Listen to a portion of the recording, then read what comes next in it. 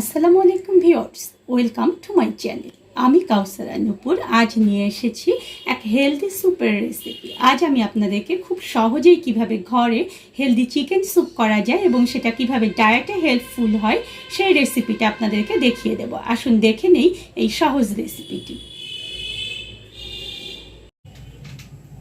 Healthy chicken soup করার জন্য আমার একটা প্রেসার কুকারের প্রয়োজন। আমি এখানে একটা প্রেসার কুকার নিয়ে নিয়েছি। এখানে আমি চিকেন দিয়ে দিচ্ছি। আমি এখানে দুটো চিকেনের রান, এখানকার যে বেস্ট পিস রয়েছে সেটা, এবং এখানকার যে থানের মাংসগুলো মানে যে মাংসাশী অংশগুলো রয়েছে সেগুলো শুধু আমি এখানে ব্যবহার করেছি। আর যে হাড় হাড্ডি রয়েছে সেগুলো কিন্তু আমি পুরোই বাদ দিয়েছি এখানে।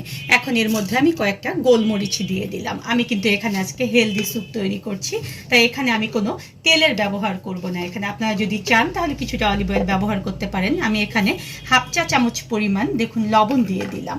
আর এখানে আমি 1 চা চামচ পরিমাণ সয়া সস দিয়ে দেবো। সয়া সস যদি আমরা দিই তাহলে চিকেনে যে চিকেন একটা গন্ধ রয়েছে সেটাও যেমন থাকবে না, আবার চিকেনটা অনেক সুন্দরভাবে সিদ্ধ হয়ে যাবে।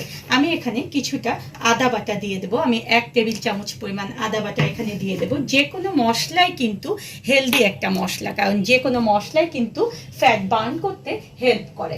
এখন এর মধ্যে আমি দিয়ে দেব পানি। এই পানিটা আজকে আমি দেখা যায় যে 6 জনের পরিমাণ স্যুপ তৈরি করব, তাই এখানে আমি 1 লিটার এবং হাফ লিটার মানে 1.5 লিটার পরিমাণ সাদা পানি দিয়েছি। এখন এটাকে আমি একেবারে বন্ধ করে দিয়ে জাস্ট দুটো সিটি দিয়ে নেব, তারপরে আমি ফিরে আসবো।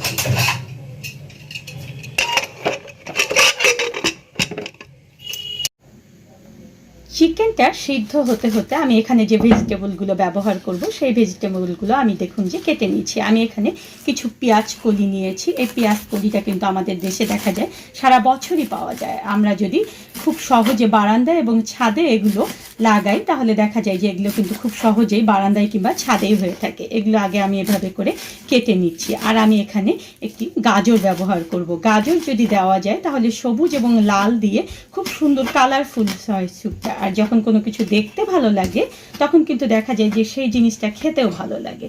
এভাবে গাজরটাকে আপনারা কেটে নেবেন। প্রথমে কিন্তু অবশ্যই এটা ছিলকাটা ছিলে নেবেন, তারপরে এভাবে গাজরটাকে কেটে নিয়ে আপনারা এটা এইভাবে করে পিস করে নেবেন। দেখুন আমি করছি, এভাবে দিয়ে এটাকে জাস্ট পাতলা করে এভাবে নেবেন যাতে করে এটা খুব সহজে সিদ্ধ হয়ে যায়। আর সবসময় দেখবেন যে যখন আমাদের যে ক্রাঞ্চি ভাব থাকে ভেজিটেবলে তখন কিন্তু সেটা অনেকটা হেলদি হয়। দেখুন এভাবে করে সবগুলো গাজর আমি কেটে নেব।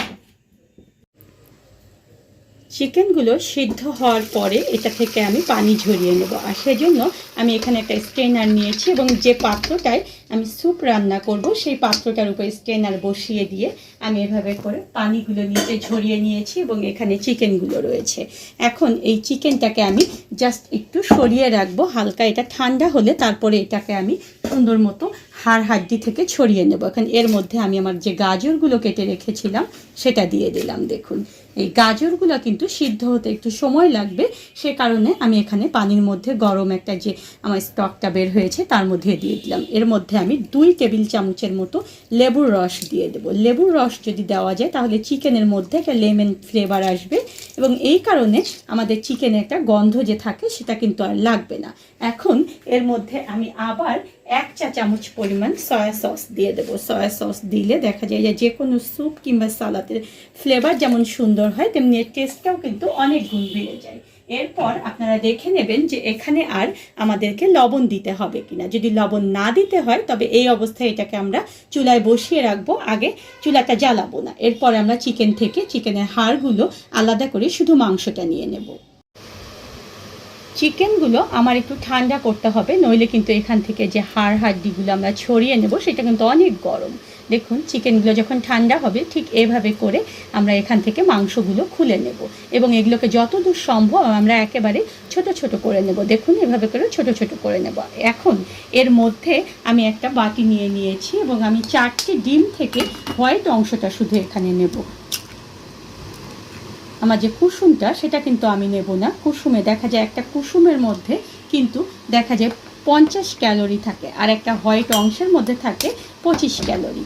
ডিমে মোটামুটি বলা হয় যে 75 থেকে 80 ক্যালোরি রয়েছে, তাই এখানে সাদা অংশটা কিন্তু আমাদের এনার্জিদায়ক। আর ডিমে কিন্তু কুসুমের মধ্যে অনেক ফ্যাট রয়েছে, তাই কুসুমটাকে আমরা অ্যাভয়েড করছি। দেখুন এভাবে করে 4টি ডিমেরই আমরা সাদা অংশটা নিয়ে এর কুসুমটাকে আলাদা করে ফেলবো। আর কুসুমটা ঠিক এভাবে করে আলাদা করা যায় খুব সহজেই। মাংসটা হাড় থেকে আমি আলাদা করে নিয়েছি। এখন চিকেন স্টকের মধ্যে আমি এভাবে করে পুরো মাংসটা দিয়ে দিলাম এবং এটাকে আমি জাল করব বলক ওঠা পর্যন্ত।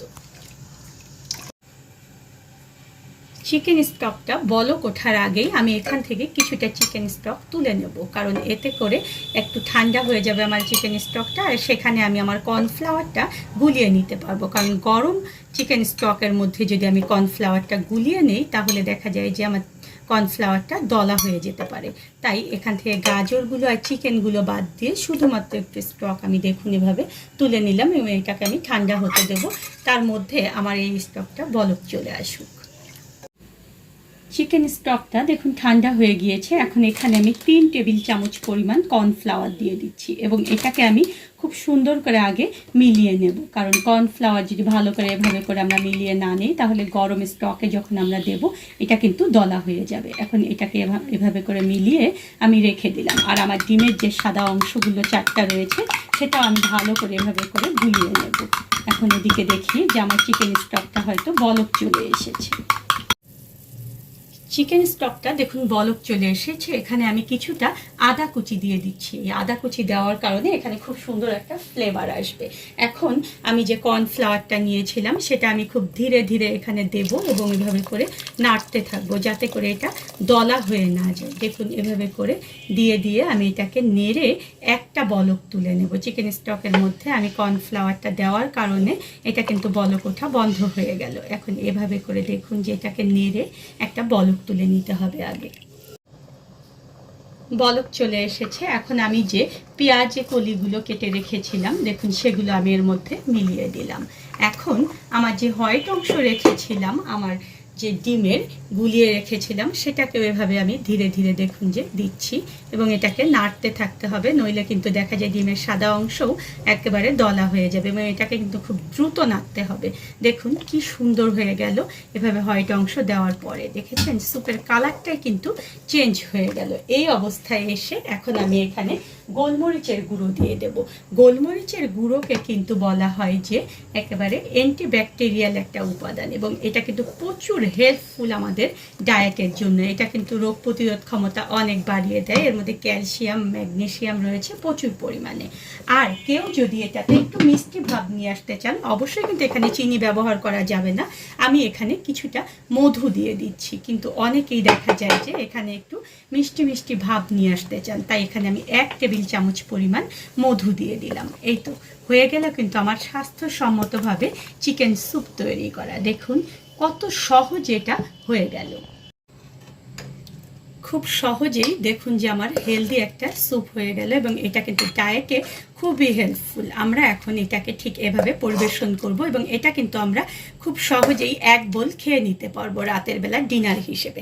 ধন্যবাদ সবাইকে আমার সঙ্গে থাকার জন্য। আর আমার নতুন কোনো ডায়েট রেসিপি যদি আপনারা পেতে চান কিংবা অন্যান্য কোনো রেসিপি পেতে চান তাহলে আমার চ্যানেলটা সাবস্ক্রাইব করে পাশের যে বেল আইকনটা রয়েছে সেটা বাজিয়ে দেবেন।